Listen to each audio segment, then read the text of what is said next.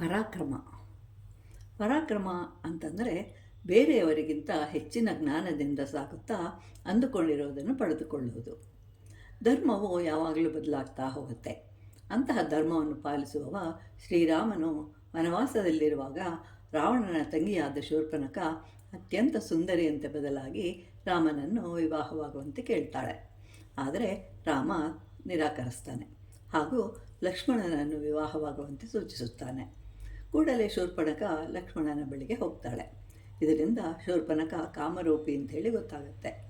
ಅಲ್ಲದೆ ಸೀತೆಯನ್ನು ನೋಡಿ ಇವಳು ಇರುವುದರಿಂದಲೇ ಅಲ್ಲವೇ ನನ್ನನ್ನು ನಿರಾಕರಿಸಿದ್ದು ಅಂತ ಹೇಳಿ ಸೀತೆಯನ್ನು ಕೊಲ್ಲಲು ಮುಂದಾದಾಗ ರಾಮನು ಲಕ್ಷ್ಮಣನಿಗೆ ಧರ್ಮದ ಪ್ರಕಾರ ಅವಳಿಗೆ ಶಿಕ್ಷೆಯನ್ನು ವಿಧಿಸು ಅಂತ ಹೇಳಿದಾಗ ಅವಳ ಮೂಗು ಮತ್ತು ಕಿವಿಗಳನ್ನು ಕತ್ತರಿಸ್ತಾನೆ.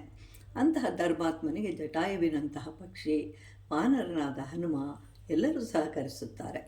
ಅದೇ ರೀತಿ ಅಧರ್ಮದಲ್ಲಿ ನಡೆಯುವವರಿಗೆ ಸ್ವಂತ ತಮ್ಮನಾದ ವಿಭೀಷಣನು ಬಿಟ್ಟು ಹೋಗುವನು. ಧರ್ಮೋ ರಕ್ಷತಿ ರಕ್ಷಿತಃ. ಶ್ರೀರಾಮನು ಸತ್ಯವನ್ನೇ ಹೇಳ್ತಾ ಇರ್ತಾನೆ. ವಿಭೀಷಣನಿಗೆ ಶ್ರೀರಾಮನು ನಿನ್ನನ್ನು ಲಂಕೆಗೆ ರಾಜನನ್ನಾಗಿ ಮಾಡುತ್ತೇನೆ ಅಂತ ಹೇಳಿ ಮಾತನ್ನು ಕೊಟ್ಟಿರ್ತಾನೆ. ಅದನ್ನು ನಡೆಸಬೇಕು ಅಂಥೇಳಿ ಅದರಿಂದ ಲಕ್ಷ್ಮಣನು ಲಂಕೆಯಲ್ಲಿ ಸ್ವಲ್ಪ ಕಾಲ ಇದ್ದು ನಂತರ ಹೋಗೋಣ ಅಂತ ಹೇಳಿರ್ತಾರೆ ಸುಗ್ರೀವ ಮತ್ತು ಲಕ್ಷ್ಮಣ.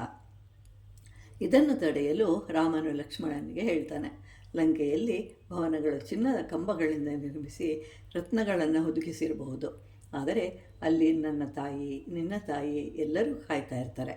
ಅಯೋಧ್ಯಾವಾಸಿಗಳೆಲ್ಲರೂ ಇದನ್ನು ನೋಡ್ತಾ ಇರ್ತಾರೆ. ಆದ್ದರಿಂದ ನನಗೆ ಚಿನ್ನದ ಲಂಕೆಯೂ ಸಹ ರುಚಿಸುತ್ತಿಲ್ಲ ಲಕ್ಷ್ಮಣ ಅಂತ ಹೇಳ್ತಾನೆ. ಜನನಿ ಜನ್ಮಭೂಮಿಶ್ಚ ಸ್ವರ್ಗಾದಪಿ ಗರೀಯಸಿ.